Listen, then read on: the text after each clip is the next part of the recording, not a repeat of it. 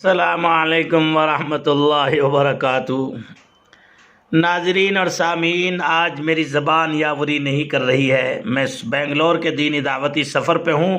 میرے محب مکرم علی جناب قاری ریحان صاحب نے مجھے آج جو 9 بجے خبر سنائی، میرا دل دھک کر کے رہ گیا اور میرے اوپر وہ خبر بجلی اور صاعقہ بن کر کے گری، اندر تک مجھے جھنجھوڑ دیا۔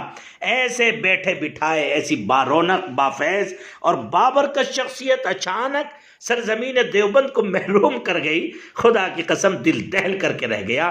یہ ایسے نفوس قدسیہ اور پاکیزہ طینت لوگ اگر ایسے ہی بہت تیزی کے ساتھ رخصت ہوتے رہیں گے تو ہم جیسے گندوں کا اس دنیا میں کیا ہوگا؟ ہائے ہائے۔ آج میں جس عظیم ہستی کا تذکرہ کرنے چلا ہوں، اللہ اکبر، سرزمین دیوبند کی انتہائی انقلابی، تحریکی اور عبقری شخصیت حضرت مولانا حسن الحاشمی صاحب، اللہ اکبر، آج ہمیں رحمت اللہ علیہ کہتے ہوئے زبان بڑی کروٹ محسوس کر رہی ہے، تکلیف محسوس کر رہی ہے۔ حضرت مولانا اس دنیائے رنگ و بو میں 10 اپریل 1949 کو آئے۔ 1963 میں حفظ قرآن کریم، مختلف مساجد میں 19 محرابیں، 1973 میں دارالعلوم سے فراغت۔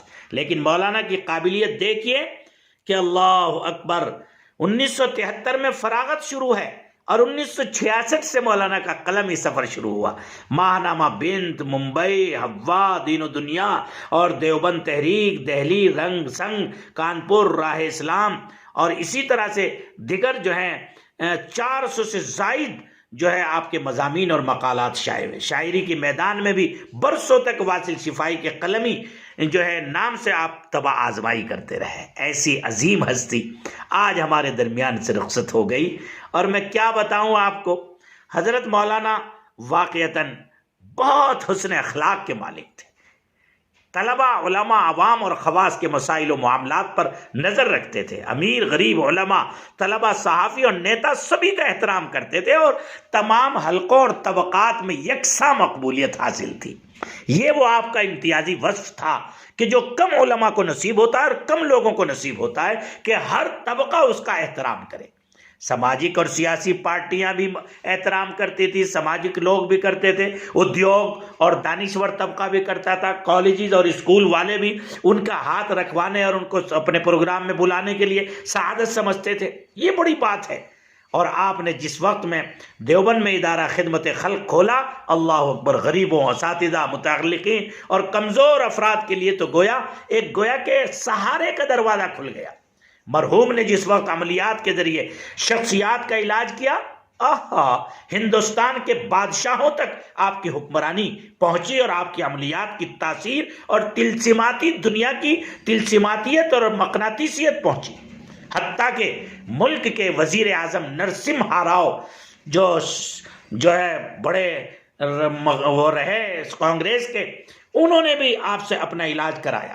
آپ کی خصوصیت تھی جب طلبہ آپ کے یہاں حاضر ہوتے تو آپ ان کو رسوخ فی العلم کی تلقین کرتے تھے۔ امت کے باہمی انتشار سے سخت نفرت کرتے تھے، اتحاد امت کے علمبردار تھے۔ آپ امت مسلمہ کے مستقبل سے مایوس نہیں تھے اور ایسے بیدار مغز ذہن کے عالم تھے کہ آپ کے اخبارات میں جو شہ سرخیاں آپ کے مضامین کی لگتی تھی وہ بتاتی تھی کہ آپ ایک ذات نہیں ہیں بلکہ ایک انجمن ہے۔ ان ابراہیم کان امہ، امت کی طرح، ایک جماعت کی طرح آپ کام کرتے تھے۔ اور بھائی، عملیات کے ذریعے عوام و خواص کو مستفید کرنا تو آپ کی زندگی کا گویا کہ خاص مشغلہ تھا، اور آپ ہمیشہ لوگوں کو اللہ کی ذات سے جوڑنے اور توکل کی تلقین کرتے تھے۔ میں مرحوم کے صاحبزادہ محترم ربیع ہاشمی اور مفتی وقاص جامی کو دل کی گہرائیوں سے تعزیت مسنونہ پیش کرتا ہوں، اور میں آپ ہی سے کیا، امت کے لاکھوں کروڑوں انسانوں سے، علماء سے، طلباء سے تعزیت پیش کرتا ہوں۔ خدا آپ اس غم کی اس گھڑی میں خدا ہم سب کی یاوری فرمائے اور ہم سب کو حوصلہ ہمت عطا فرمائے۔ اور مولانا کہ کیا کیا خوبیاں بیان کروں. بس جب آدمی آ کر آپ کے پاس بیٹھتا تھا جیسے تھکا ماندہ مسافر گھنے سائے دار درخت کے نیچے بیٹھ کر سکون محسوس کرتا ہے، ایسے ہی آپ کی مجلس میں آنے والا شخص آپ کے وسعت اخلاق، آپ کی مسکراہٹ، آپ کے علم کی گہرائی اور گہرائی اور آپ کی تلسیماتی باتوں سے اتنا سکون حاصل کرتا تھا کہ وہ اپنے آپ کو سمجھتا تھا کہ کسی عقیدت کے مرکز پر میں پہنچا ہوں.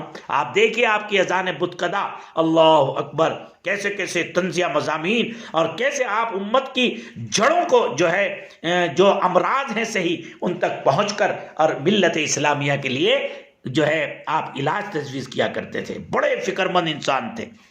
اس لیے بھائی میں تو بس اتنا کہتا ہوں، آج ہمارے درمیان سے ایک بہت ہی علمی، عملی، دینی، دعوتی، اصلاحی اور عبقری شخصیت آج ہم سے جدا ہو گئی. مولانا بڑے نفیس طبیعت کے، باذوق اور بہت نستعلیق صفت کے انسان تھے. میں کچھ نہیں کہہ سکتا، ان کے اندر بزرگانہ شان اور بزرگانہ صفات تھی. عالی جناب قاری ریحان صاحب نے مجھے بتایا کہ ایک دن پہلے ہی اپنی بہن کے یہاں گئے، ان کو پیسے دیے، ان کو تسلی دی، اور ایک مہینے سے جس سے متعلق جو حق حقوق کا معاملہ تھا وہ بالکل رائٹنگ میں تحریر کر کے گئے. اللہ اکبر، کیسی پاکیزہ موت پائی کہ ایک ایک معاملے کو کلیئر کر کے، تاکہ اولاد کے لیے اور کل قیامت کے میدان کے لیے ذرہ برابر کوئی تکلیف کا باعث نہ ہو.